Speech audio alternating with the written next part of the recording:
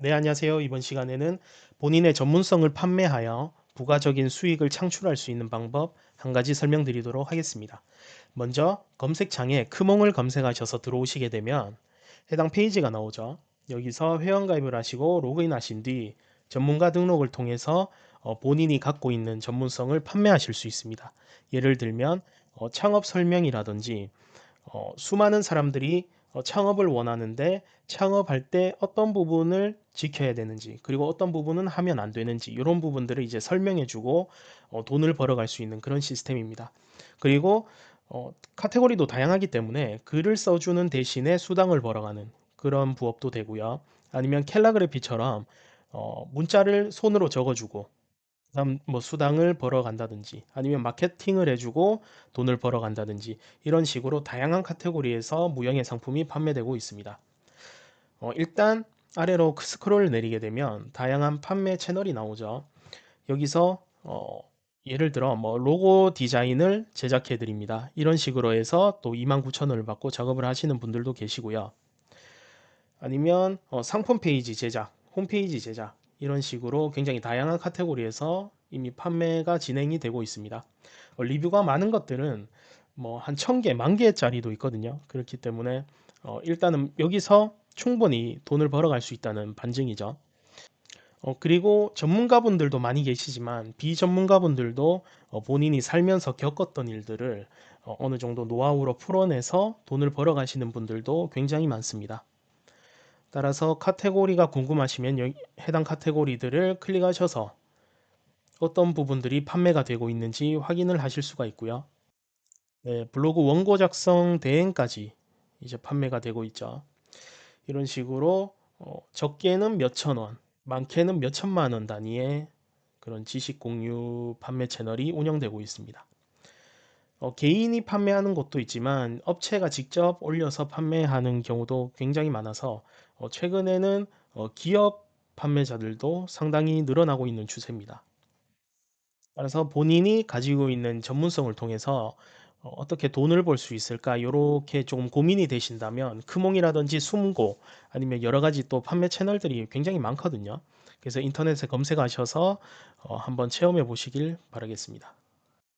네, 말이 나온 김에 숨고 채널도 한번 살펴보도록 할게요. 숨고 같은 경우에는 크몬과 조금 다르게 이사하는 방법이라든지 아니면 이사 업체를 찾는 방법 아니면 이사 업체 견적을 넣는 방법 어떻게 해야 더 싸게 할 수 있을지 이런 부분들을 본인의 노하우로 알려주면서 또 수당을 벌어가시는 분들도 계시고 집 설치 수리하는 방법에 대해서 알려주고 돈을 벌어가시는 분들도 있고 본인이 직접 인테리어 하시면서 떻게 인테리어를 해야 잘 꾸밀 수 있는지 뭐 원룸은 어떻게 해라 아파트는 어떻게 해라 이런 식으로 노하우를 정리해주고 돈을 벌어가시는 분들도 굉장히 많습니다.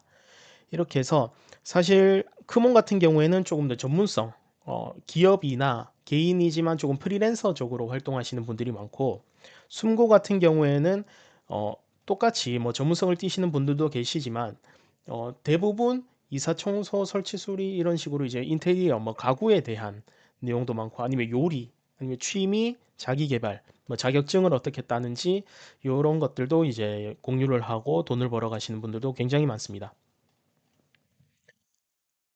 네, 이렇게 스크롤 내려보시게 되면 뭐 다양한 내용들이 나오죠.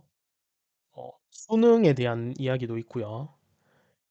집주인 눈치 보지 않는 셀프 인테리어 꿀팁 이런 식으로 글을 올려서 또 돈을 버시는 분들도 있고 뭐 인테리어가 굉장히 많죠. 요즘은 또 1인 가구가 많아지니까 원룸 수리나 리모델링 방법, 시스템 에어컨 분해 세척 방법 이런 식으로 다 올려서 또 판매를 하고 있습니다.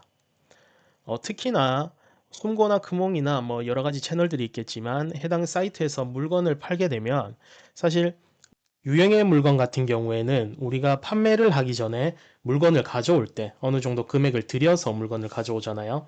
그러면 그 물건에 대해 어느 정도 마진을 먹는 거지 우리가 크게 수익을 볼 수는 없습니다. 한 100개, 1000개 이상 팔아야 그제서야 이제 수익이 되는데 무형의 제품 같은 경우에는 하나를 팔더라도 그 한 개에 대한 100%가 나의 마진이 됩니다.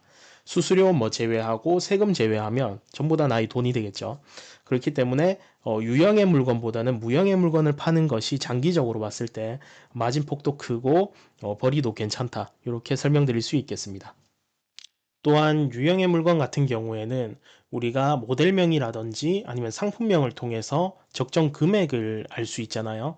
하지만 무형의 물건 같은 경우에는 본인이 정하는 가격이 정가입니다. 예를 들어서 누구누구의 프로그래밍 방법 이런 식으로 교육을 하게 되면 그 교육자가 매기는 가격이 정가가 되는 거죠. 이렇게 해서 사실 뭐 유형의 제품 같은 경우에는 물건을 어떻게 해야 더 싸게 들여올 수 있는지 이 부분을 이제 생각을 한다면 무형의 물건 같은 경우에는 어떻게 해야 나의 몸값을 더 올리고 더 비싸게 팔 수 있는지 그 부분을 고민할 수 있기 때문에 당연히 단기적으로나 장기적으로나 굉장히 큰 차이점이 있습니다. 네, 이렇게 영상은 마무리하고요. 다음 시간에도 전문성으로 어떻게 또 돈을 벌 수 있는지 좀 더 자세하게 그리고 다양하게 한번 더 알아보도록 하겠습니다. 네, 영상 끝까지 시청해 주셔서 감사합니다.